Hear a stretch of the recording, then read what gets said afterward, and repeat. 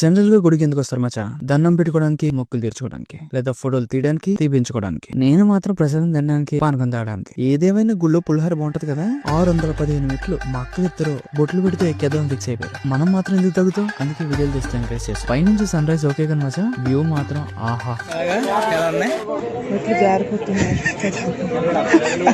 అలసిపోతే ఏం చేయాలి? ఫోటోలు పోజ్ అవ్వాలి. కొండపైకి వచ్చిన తర్వాత ఎలా ఉందనుకైతే జస్ట్ గా నవ్వుకుంటే చాలు. చిన్న డౌట్ మచ్చా, ఇక్కడ నుంచి పడితే నా పరిస్థితి ఏంటంటే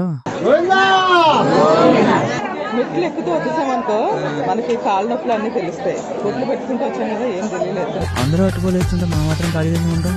అందుకే మనం కూడా